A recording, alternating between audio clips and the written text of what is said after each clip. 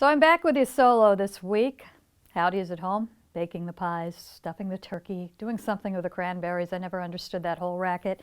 The intention was to give you part 2 of the Brian DeLunas video this week, and that's going to be coming up in just a couple of minutes. But Jerry DiPoto's been busy over the last week since we last talked. Just to run down a couple of things, of course, Evan White is now signed for at least the next 6 years, possibly up to 9 years. I've got post on all of this on mynorthwest.com as well if you want to go and read about that and some of the specific salary breakdown and whatnot. But at the press conference yesterday, I do think we got some answers. I think some people were kind of shaking their head. Why would Evan White do this? Why would the Mariners do this?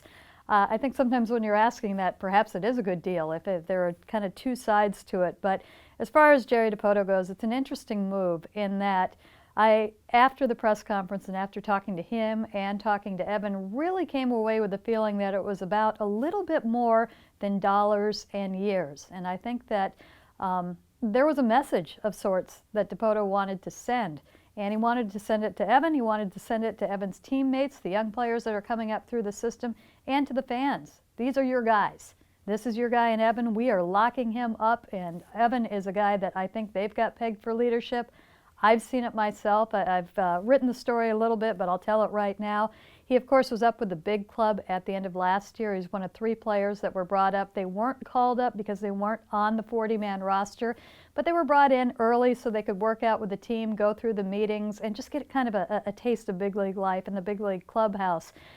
There was a day when a bunch of the minor leaguers, the award winners, were also brought to Seattle for the awards presentation. And Evan White was down in the dugout and out on the field when this was going on, and everyone came up to him. They flocked to him. And it just really kind of got me thinking, and this is before I had any inkling they would do what they just did. Is he that guy? Is he the guy? I think they think there's a possibility that he is. So I think a lot of this was somebody to build around, making a statement that they are going to do this for one of their players.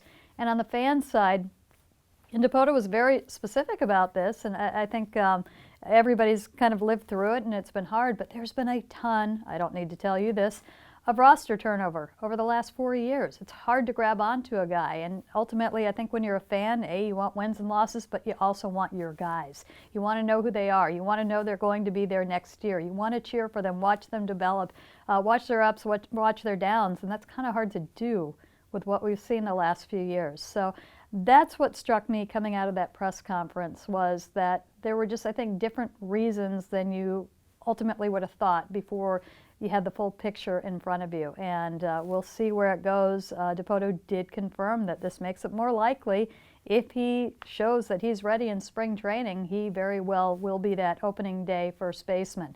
If he stumbles badly, he'll get some more time in the minors. But there is, I think, a very decent chance that we see Evan White at the start of the season. So Evan White signed, sealed, delivered 6 years, 7 years, 8 years, 9 years perhaps. He's going to be a Mariner for a long time, and that was a big part of the plan. One other note, I've talked to Jerry DiPoto since, and I believe I wrote this. I might have mentioned it in the comments, but one of the things about Evan White that really stood out, and he's still developing as a hitter, made a huge change in 2018, lowered his hands a little bit, got a little bit more launch, and all of a sudden the ball started flying out of the park a little bit more for him. Finished 2019 as a 3rd leading home run hitter in the Texas leagues. I had been told before, had the 2nd highest exit velocity in the minor leagues for the Mariners. First highest, Kyle Lewis. Found out today that that wasn't exactly accurate. Evan White actually has the 2nd highest exit velocity for any Mariner. That included the big league club. Kyle Lewis has the highest exit velocity. So without getting too much into it, the higher the exit velocity, the more likely you are going to get a hit, and the more likely you're going to get a hit over the fence. So that's something that they've been watching, and one of the things where you look at, well, he did this 2 years ago. Doesn't matter. This is what he's doing right now. This is where his strength is. This is kind of a predictive thing for them as far as the numbers go. So I thought that was interesting and a little eye-opening right there. Another move to talk about, Kendall Graveman has been signed. The press conference happened about, or it was a conference call for him, about an hour ago. It is Tuesday. Kendall Graveman is basically a player that is going to help out, fill out the rotation for the next year, possibly the next 2 years. It is a year deal with a club option, $1.5 million for next year, $3.5 million contract option for 2021 with a $500,000 buyout. The long and the short of it is the Mariners right now have got penciled into the starting rotation Marco Gonzalez, Yusei Kikuchi. They are very much hoping that Justice Sheffield will have an uneventful spring and that they can put him in the rotation as well. And then it gets a little cloudy. You don't have a number 5 right now. Justin Dunn, the thought originally was that there was a good chance that you would see him start the season. From some people that I've been talking to, he'll be given every opportunity to start the season in the big leagues, but they are also comfortable if it doesn't look exactly right, exactly where they want him. They're comfortable starting him in the minor leagues as well. Then he would be up shortly after that. So the Mariners, at a minimum, needed 1 more starter, probably needed 2 more. Graveman is going to fill one of those spots, coming off Tommy John surgery, pitching a couple of games in the minors for the Cubs last year. You know him from the Oakland A's. Pretty much a league average pitcher, and that's about what they need right now, while next year is going to be a situation of just finding out what you have.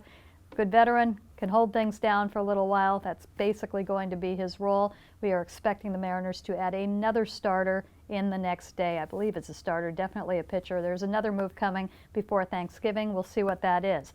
That is about it for all of the news stuff. As for what's coming up next, part 2 of Howdy's and my conversation with Brian DeLunas from last week. In part 1, if you missed it, there's some really good stuff. He gets into some of the really technical things that really explains spin rate. If that's something you didn't have a good understanding of, he's going to take care of that. Talks about pitch shaping, talks about some of the terminology you hear but perhaps don't really know. He is the utmost authority on these things. He's the Mariners biomechanics guy. He was in charge of pitching development throughout the organization last year. He's got a lot of answers along those lines. This week, we get the good stuff. This week, he is talking about players in specific. Howdy and I peppered him with questions not about pitchers that we saw last year on the Mariners, but also a number of pitchers in the minors and some surprising ETAs with a number of those pitchers. All that coming up with Brian DeLunas. If it's not Thanksgiving yet, happy Thanksgiving. If you are on your way to Thanksgiving, this will be podcast 2, along with part 1, something you can listen to in the car, driving over the river, through the woods, wherever you're going on Thursday. Hope you all have a good Thanksgiving and a good week. We'll talk to you soon.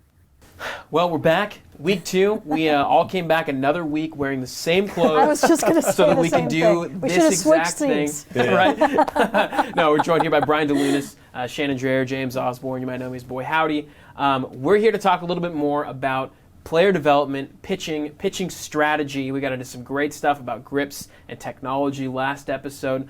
So let's get a little bit more granular into how you guys are operating in the Mariners, developing pitchers, etc. Yeah. What are some of the things that you guys have done since you've been around that may have changed over the past 5 or 6 years, how they were being done in the Mariners versus how they're being done now? Yeah, so I don't know all that much about like in the past, and obviously, 2017, I was really working in my own facility, and so I don't have as much other than what players have told me. And generally in the past, what players have said, not from the Mariners organization specifically, but other organizations, has usually not been great in terms of like what they get to take home with them in the offseason.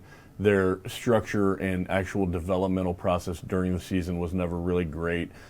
Players just never had a lot of good to say about that. So I know for us specifically, the player plan process that was created for each pitcher in the organization to give him, mental skills to work on, strength skills to work on, what he needs specifically to be doing there, what he needs to be doing corrective-wise, medicine-wise, training-wise, and then, very specifically on the pitching side. Okay, well, location-based, usage-based, meaning throw more of this or less of this. Location meaning, where are we going to throw? So not only do we want you to throw more fastballs, but we want you to throw more up in the zone or down in the zone, wherever the case is. And then really specifically, we give Joel does an amazing Joel Furman, who's our main pitching analyst upstairs that I work with the most. Joel does an amazing job in terms of, I can't even imagine the back work that is involved in this, but he looks at target shapes, and what target shapes are is exactly what your vertical break should be, exactly what your horizontal break should be on each pitch that you have. Mm-hmm. And so it's really amazing, and then we break it down to where we're throwing pitches in what counts. So early, behind, or ahead. And each guy gets their report. It's like a how-to. It's just amazing. Like if you need to get better as a major league pitcher, and you're not utilizing that, there's no excuse to not get better. So again, like for us, I think each pitcher is going to have his ceiling, but our goal is to get them as close to that ceiling as possible. And some guys' ceilings are going to be Hall of Fame pitchers. Some guys are going to be, 8-year major league guys who stay in a bullpen and keep going, which is amazing to have that type of career. And some guys are going to be AAA starter that eats a lot of innings for us and pitches, and they might not just get that bump. They might just be missing something. But again, we have the ability, I think, to maybe take that person to that AAA ceiling, whereas in another organization he might be in high A and he cashes out. Really, the player plan process for me has been amazing to be able to do that. And then obviously the development in the offseason is amazing to be able to give those guys that whole plan of like, hey, go do this, stay on this, they stay on time. We have a Slack that has every pitcher in our organization in it that every week we come out with your throwing programs are updated, take a look. I just don't think a lot of people have that, and so if you just follow along with what we do, you're going to be in really, really good shape. And again, taking care of them from a health standpoint, taking care of them from an improvement standpoint, developmental standpoint. And then lastly, I think the biggest thing is developing in season. We talked a little bit last week about being able to use the Rapsodo. We didn't really get into the Edgertronic cameras and the cameras, but being able to use the cameras and show guys exactly how the ball's coming off their fingers, and then trying to have that library of Edgertronic video so that if you're having this trouble, the ball's doing this and you're shifting the axis of the ball, we have a video where we can show you what it needs to do in order to hold that axis and hold spin. Because when we do get into spin, we talk about spin efficiency. We didn't really hit on that last week either, but spin efficiency, being able to spin it as efficiently as we can, as opposed to some guys will spin it sideways and all of a sudden it's 75%, and we're going to lose vertical break, we're going to lose ride, but another subject. But anyway, I think the in-season development is huge. We have ability now to really track and make sure, like, are their pitch grades improving? Are they going backwards? And again, create a little bit of accountability with our pitching coaches in the organization. I think they all like that. I think they're driven by accountability to help guys. And you saw Alone, you saw Pete, you saw Rob, you saw all these guys this year, like, working consistently to get guys better. Which I don't know that, again, every organization has been like that in the past. I think some of it's been like, it's baseball time, go out and fill the lineup out, and this guy's pitching today and make mound visits, and that's it. And I think our guys look at it as a lot more than, much more responsibility than that. I think we saw a lot of, they do this at single A, they do this at double A, and they'll get this at triple A, whereas it's very cohesive now, and the language is the same, and the plans. And they're all doing, the whole plan. So if I'm working with Rob last summer, if I'm working with Rob at Alone at West Virginia, and then I go up and see Rob, and then I go to see Pete, I'm working on the same stuff. I have my same player plan, and so, like, when I get to Arkansas, Pete and I are going to sit down and go over my player plan. What have you been doing? What's worked for you? What has not? All right, let's go. And you're getting unique voices each time, and everybody has their own way of selling the same product, but it is the same product, and that's the key, is that we're not all, selling something different to the pitcher.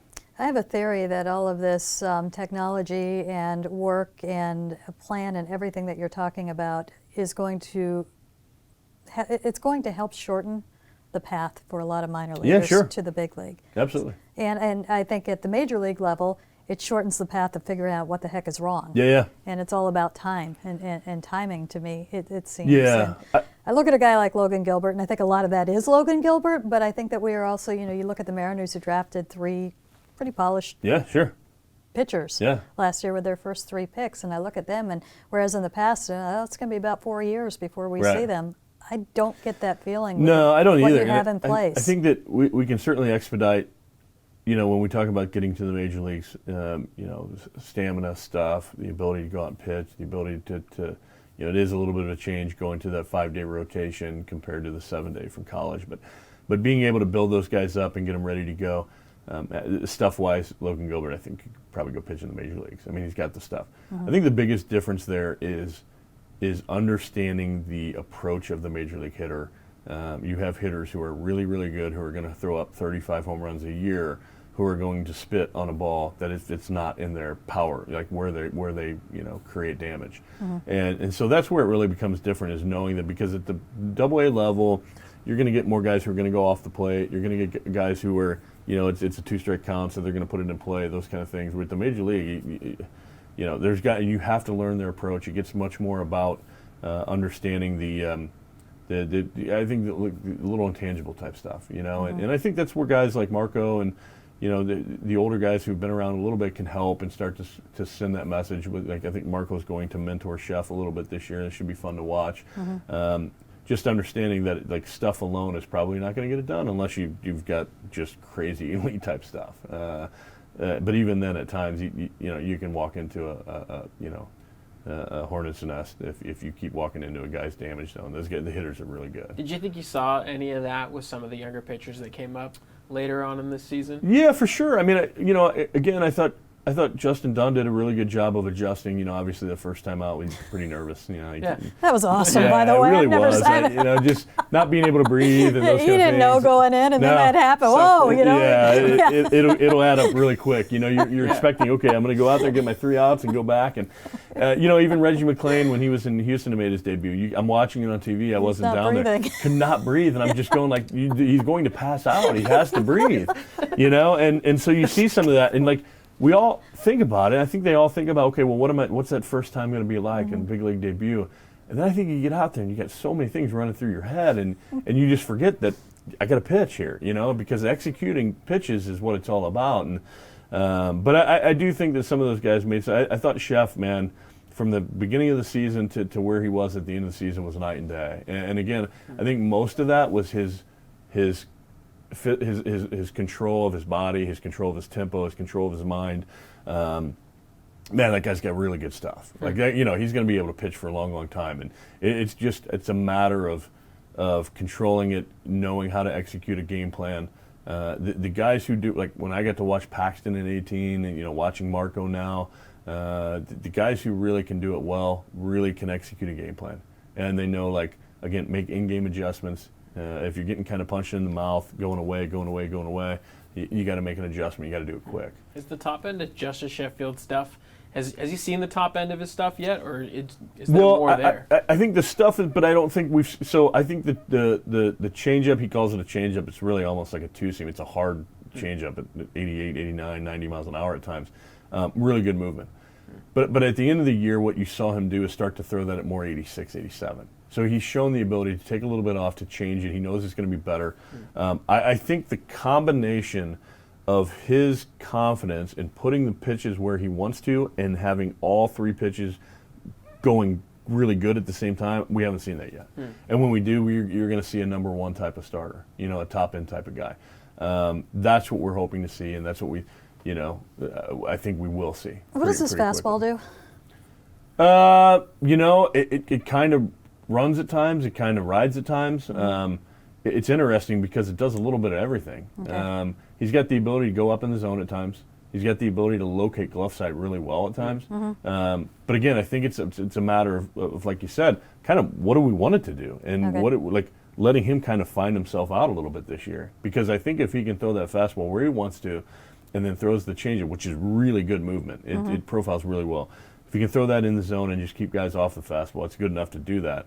And the slider we've seen is top notch. So yeah, Murphy talked about the fastball a little bit. It was kind of a discovery because you weren't sure what you were going to get. Yeah, there's a lot there that could happen. It really is. I mean, it'll sometimes he'll go, you'll call a pitch, glove side for him and into a righty or whatever, and that thing will just take off and run on you, know. And then other times he'll almost pull it down glove side and just pop it right in there. So some of that's consistency. I mean, like Chef's got really good stuff, But again, the maturation process, I think, of the major league is consistently knowing what the ball's going to do and where to put it, and kind of, shortening up those groupings of what the movement profile is on each pitch. So if you go and look at some of the really top-notch pitchers in the league, you can go on Baseball Savant or Brooks Baseball, something like that, and you look at the movement on the fast. They're gonna be like this. It's gonna look almost like one dot on the fastball, one dot on the cutter, one dot on the slider. And you'll see younger guys that'll have kind of this spray, where it's sometimes it does this. So that's really the difference, and that's, that's what makes guys good, right? So. they'll get there. They're young. Yep. Marco has been so fun to watch. Yes. You know, he came to Seattle and he was coming off injury and he wasn't sure what he had. Yeah. And was kind of vocal about that. And then a year ago, really found himself in the cutter. And then this year, the cutter wasn't working for a lot of pitchers for some reason. Yep. And we saw something different. We saw the innings, saw not much velocity at the beginning of the year, more at the end of the year. Where is Marco? Where can he go? Is how close to finished is he? I think we're seeing a pre-finished product. I don't know that you're going to all of a sudden see a jump in velo or a jump in movement profile or something like that. I think the thing about Marco is that he just works he's so diligent in his work and his preparation, and again, there's a lot to be learned there from some of the younger guys. For Marco to go out and put the kind of season up that he has the last 2 years is really impressive. And that's not to take away from his stuff because he can pitch, but it is a little bit like turning back the clock a little bit to my younger days and watching a guy who goes out there and he works off to on the plate. He works, on to off the plate at times. A lot of push and pull, a lot of push the fastball and pull the changeup and those kind of things. Again, I think a lot of times for Marco too, it's a matter of he's just so competitive, and so he's got these tools, and he might go into a game with a game plan, but you'll see him flip the switch and make the adjustment right away. So again, if his game plan was to really, hard and soft with the changeup that day, and all of a sudden it's not working, or like you said, the cutter off to on is not, we had almost a different baseball completely last year. All of a sudden you see him make the change, and he's talking with Tommy or Omar, and now he's throwing more breaking balls, and mixing that in. So the competitiveness, there's something to be said about going out and getting a guy who just competes higher than most, who prepares higher than most. Those things will take you a long way if you've got the stuff. And so I think we're probably seeing a pretty close to finish Marco, but I think the areas where he's going to improve is going to be here. He's never going to let somebody just go out and compete him. You think like a quarterback like Russell Wilson, right? Yeah. Like his stuff's not changed throughout the the stuff hasn't changed. He's just learned more tricks, and he pays attention a little bit more and learns every time out there, and that's what's really cool and special about being able to work more, and really just being able to watch him.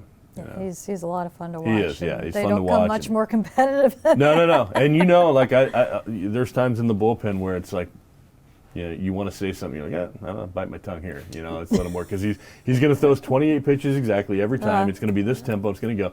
If you're going to say something in Marco's bullpen, you better know what you're talking about. Because he's not going to want to get out of that rhythm. That's his time to work, and he works really, really well. You talked about some of the things that you try to work on in a player's development plan to get them ready to get to that next step, to Shannon's point, trying to accelerate that process as guys are more ready and they have more information entering the league.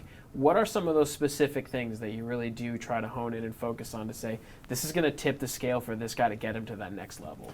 Yeah, well, really, outside of the other areas in terms of like strength and those kind of strength is something that you can't really ever you can't avoid that. But from the pitching side specifically, really it gets down to just what we call, pitch action, break, or location. And, again, velocity is kind of what it is. We certainly can work on that a little bit, but that usually is a little bit more holistic in terms of, okay, let's manage your volume. Let's add some long toss. Some guys get on the gas camp like you guys saw last year with Reggie and LJ. But when we're talking about in season, the biggest things are really the pitch shape and what we talk about action and break. So trying to improve the horizontal break of the pitch, or trying to improve the vertical break of the pitch, paying attention to that. The other thing is that we don't think about this all the time, but guys change. Pitchers will change. So you might get halfway through the season, all of a sudden it's it's a different profile altogether, and we have to figure out why that is and try to keep consistency. So having the video, having the numbers in front of us, being able to go back and look, that's really important. Sometimes just keeping a guy where he is really important, instead of letting him, arm slots will start to fall, or guy starts to tilt a little bit more, whatever the case, and now the profile he's completely different than who we thought he was. Adding ride at times, again, adding sink at times. A big one is a lot of times like on a changeup when a guy will have too much arm side run, and we actually want more sink, because a lot of times we're trying to work here, you know. So just working on pitch shape in general is really the biggest thing I think that we do in season, and a lot of that comes with Repsodo and camera work. Which is different, because in the past, before you had all of that, well, you'd be looking at video, but it seemed like you weren't going to make any changes. You might be able to fix a little bit in season, but you're not going to really add or subtract, and these are more things that you really go to work on in the season. Yeah, and again, the information that we have now is so nice, it's so plentiful that we can make those changes immediately as opposed to guessing a little bit. We talked a little bit again about one of the quick ones that we did this year at the major league level was Corey Garrett. And Corey went through a tough stretch where he walked, he got into a game and walked like 4 guys, had to take him out. Next game, walked like 3 of the 4 guys he faced, had to take him out. And ultimately what happened was, so for like Corey, what had happened was he kind of throws down here. And so when we throw a ball this way, the Magnus force is going to be taken away a little bit. So basically what's going to happen is the ball's going to sink. So when we throw it really we get into this like 2:30, 3 o'clock, the ball is going to come off this way and it's going to sink more. But if we start to get up into, like, let's say 130, 145, what's going to happen? It's going to run more. It's going to stay up and it's going to run. And so what Corey was doing is, what we found is that he wasn't changing his space on the rubber. The catcher wasn't changing. We weren't calling different pitches. We weren't throwing it to different locations. He just ultimately had gotten from here to up here a little bit. And next thing you know, he's on the side of the ball and he's getting more run to the ball. So he's throwing the pitch to the exact same location, but he's getting 4 or 5-ish more inches of arm side run. And so, as fans were, you can't throw strikes. It was a physical change that happened that we went to him, we took the data to him, we showed him, we got him on a Repsodo in the bullpen, made the adjustment. After that, he was fine. I don't think he ever had a walk issue the rest of the year. He got back to bottom to the pitch instead of arm side run. So just those little adjustments that we're able to make really quick with the data that we have, and the ability to know right away as opposed to kind of guessing what's going on. Eric Swanson seemed to have success in the bullpen. Yeah. What was different for him? Yeah, same thing. For Eric, a lot of times he's going out starting. I think he kind of had this idea that he was going to hold on, to something for later innings and those kind of things. So I think that upticked a little bit. The main thing from a spin on the baseball type of thing was, Eric too he really benefits from it. He throws a lot of fastballs. He throws them up in the zone. It's how his body works. It's kind of how his delivery works. Asking him to throw the ball down in the zone is a recipe for disaster. So when you know that, the idea is that now we've got to pay attention to what his spin axis is. And when he starts to get over into that 1 o'clock area, now his ball starts to flatten out a little bit. It gets a little bit more arm side run. It decreases of spin efficiency. It really decreases of just ride, And so the ride plays a significant factor, because if we can stay behind it when he's at 12:30, he's got an elite fastball where he can throw it basically over the plate and get people to miss the bottom. But if all of a sudden you take off, if he's at like 20, 22 inches of vertical break, and that becomes 16, 17, those balls start getting squared up, which we saw at times. And I think it was frustrating for him, and like, what am I doing, and can I pitch to the big leagues? And I think everybody goes through that. But when you can explain to him, it's like, no, you're doing it fine. Everything's good. You're still a really, really good pitcher. You just made this physical adjustment with the release, and made this physical adjustment with how you're, throwing the baseball. Let's get back to who you are when you're really good. And then he does it, and then he has results. It starts to, improve the buy-in, and starts to get those guys to understand that, it's just, we got to get back to who we are and what we do well. One more name for you, and it's a big one. Yusei Kikuchi. Sure. What do you get out of this year, and where do you want to go with him? Yeah, so I think the big thing, and Scott and I have talked about it a little bit. The big thing, I think, that being new last year, being new to the country last year, I think we spent a lot of time, kind of chasing around Yusei. And what I mean by that is, letting him have his space, letting him kind of do some things the way he wanted to do them, which is good. We try to do that with everybody. But I don't know, without knowing the player in the background all that well, I don't think we really knew, like, what his plan was. And so what would happen is, a lot of times, every time he'd come to the bullpen, he'd have something new he's working on. You'd see it a lot. You guys, just even as fans, you could see every game, there's almost a different delivery, you know? And so, you know, unfortunately, we as an organization kind of allowed that to happen. I think we allowed it to happen in an effort to let Yusei be himself. But I think this year we're gonna, you know, I think there's a lot of growing up, so to speak, maturation in terms of being a big leaguer and understanding your delivery, and then going and working on it every time in the bullpen. And like I said, when you watch Marco work, you know, Marco's, every now and then he's going to touch up his delivery a little bit. He may do a drill or something like that. But for the most part, his time in the bullpen is to go and prepare to beat that team the next time out. And I think that Yusei can really take a lot of that this year and go into the bullpen and with an idea of prepare his arsenal, prepare his pitches to go win that game. What's his strength? Yeah, well, so for Yusei, I think his strength is again, he's very intellectual about things. Right. I mean, but the problem is you can't allow that to become a weakness. You know, he's very smart. He really likes his numbers. He likes to look at the numbers. But at the end of the day, this game's about winning games. It's about winning championships. We all want to be part of that.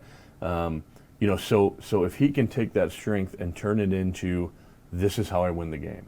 This is how I win the game. This is what I need to win the game. Then I think he can turn it into very positive. The tough side is to not let that be a negative, because you can't go into a game, lose the game, and give up 8 runs in 4 innings, and then go start looking at numbers again and say, okay, well, you know what I mean? Right. Like you got to compete. Yeah. And at the end of the day, whether you've got a good fastball, you got a good ride, you got a good sink, you go out there and find a way to win. And there's a lot of guys who do that and make a lot of money and pitch for a long time by finding ways to win. And so I think Yusei just kind of, and this, I don't think it's a knock on him, but I think he just kind of missed some of that last year. I think he looked at how do I become the best big leaguer I can, and he was constantly looking to improve, as opposed to like looking to win, you know? Yeah. And again, I don't think that's a knock on him. I think it's just a little bit of the maturation. I think there are a lot of things that probably came a little bit easier for him in Japan. You know, certainly we've got 1 through 8 or even 1 through 9 at times that every one of them's got 25 home runs. You know, you look at like the Yankees lineup, you know, every guy's got 25, 30 home runs. Yeah. You don't have that in Japan. And even Yusei said that. He said, like, who are the 1 or 2 hitters that I need to look out for? And it's like, bro, like, it's all 7 of them, or it's all 8 of them, you know? So that's a really big difference. I think that he really, the difference in the ball was significant, you know, in terms of the spin and how it moves. And when you're talking about a guy who really could spin it in the top of the zone, the fastball, and throw it by guys, and you talk about a guy who could spin the curveball, and then that not only was it reduced with the Major League Ball, but you went like to the extreme with the 2019 Major League Ball, where everybody was having trouble, you know, at times spinning the ball. I think that played a role. And then, you know, just the human element stuff, like losing his dad and having a baby and you know, going through the big league travel for the first time, all those stuff I think played a little bit of a role. So I think it's good to get that out of the way, but I'm looking for a big season out of Yusei. I'm really looking forward to him coming in with a delivery, with a you know, a process that he wants to stick with, and that we can support him in that. And that's something he's working on in the offseason. He is, yeah. I mean, he went to Driveline for a little bit and got a plan in place of how to work. You know, he's going to be down in Peoria at the facility, working hard with our guys down there. Yeah, I mean, I think it's all about, you know, again, what do you do on your day 1? You know, the day after your start. What do you do on day 2? Because every time last week it was something different. And again, it partially our fault for not giving it a little bit more direction. Partially his fault for you know, always kind of straying off the path every time he could. He's a tinkerer. He really is. And again, there's a lot of Kyle good there. Seager tinkerer. Yeah, you know, I mean, there's a lot of good with that. And then, but they're also, as long as we're there to support him and say, okay, let's not get too far off the path. That's got to be hard for some of those guys. And Yusei's got to be one of them where he didn't get to experience that much success in long periods of time. So somebody who's trying to find a successful rhythm and way, I can imagine you want to keep trying to find something new because you just haven't found the thing. Right? Well, yeah. I mean, we went from a guy who's throwing 95-mile-an-hour heaters at the top of the zone and spinning a breaking ball and a nasty slider to a guy who, you know, 2 months into his major league debut, he's trying to throw sinkers and changeups, and you're just like, whoa, wait a second, pump the brakes here. Yeah. You know, and again, I don't know. Ultimately, maybe that's what he wants to do, but it was a little bit of like, you know, you've completely changed just because, like, why completely change who you are? Why don't we just keep on working on the process and try to improve, and let's get you back to like your high level of competition that you had in Japan. Yeah. So you got a few. You've mentioned a few names of people that you're pretty excited about. Yeah. You see their future looking really bright in the major league level in the organization. Who are some other names of people that you're just really excited about and you think that, man, the potential for this guy is amazing? Yeah, coming up here soon. Yeah. You know, at the major league level, it's really fun. I think that if we get to using guys fairly well in kind of the roles that they're meant to be, you know, I don't know. I'm a positive guy by nature, so there's so many guys that I always think, you know, whether it's Dunny or Chef or, you know, again, Marco is Marco. We know what we're going to get, and it's just level of consistency and work ethic. I'm really excited about Yusei and where he's going and trying to get that full year out of him. I'm really excited about a particular guy who should be up maybe around June or July. Hoping for that, and because when that happens, it's you know, it's going to be fun to kind of be part of that process in Logan. You know, so at the minor league level, honestly, there's way too many guys to mention. Yeah. There's just so many guys who, like our rookie crop, so to speak, of the guys who just came in last year. Like, how do you get better than George Kirby? Yeah. You know, I mean, like, the guy doesn't walk anybody. He's got power stuff. You talk about a guy who might be closer than you think. You know, again, I'm not trying to rush the guy, but that's really good stuff. And then, to be honest with you, like Brandon Williamson, who I got to see a couple of times, if we can keep him healthy and get him used to a 5-day rotation where he can go out and give you 5 innings every 5 days, look out. Look out. I mean, that guy might be the best, you know, prospect we have in our org. Jerry and I went up and saw him in Everett and just saw domination. I mean, we were just jaw-dropped and wowed the whole way back to Seattle. So those two guys really stand out. I'm excited about. I've had a long history with Isaiah Campbell, and I'm interested to see what Isaiah does when he can start to throw and pitch and be healthy. And you know, obviously he had a long year last year in the SEC, so we gave him the rest of the year off. But I mean, that guy's a winner. You know, he's a winner. He knows how to pitch, and again, sometimes at the major league level, you bounce and you get him up there, and eventually he becomes a major league pitcher.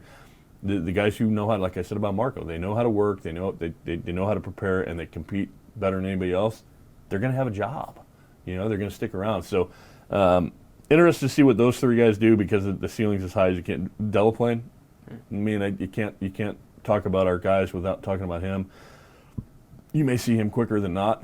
You know, I think that guy's got a chance to pitch at the back end of a bullpen and do a really good job. But again, there's so many guys who have done a good job who.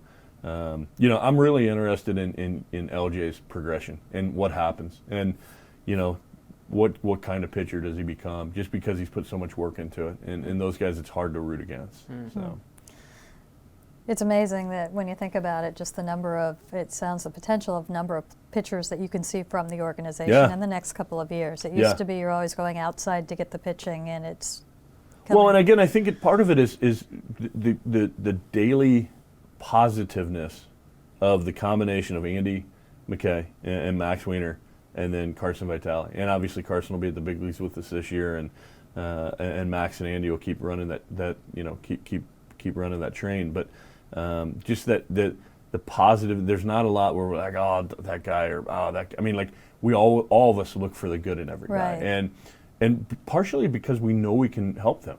You know, we know we can improve them. If you don't know that you can improve a guy, then it's like it's always kind of been where, you know, you just, this is what he is, and all you're doing is adding time, and you're hoping that something changes. Well, you're going to get the same thing every year if you don't change anything, right? So that's the really cool part, is when you've got people who know they can change the individual from a mental standpoint, how they compete standpoint, and they can change them from the physical standpoint in the weight room. You know, with our guys the team that we've had there has been amazing. And then you know that we can change them from a pitch standpoint and improve the stuff.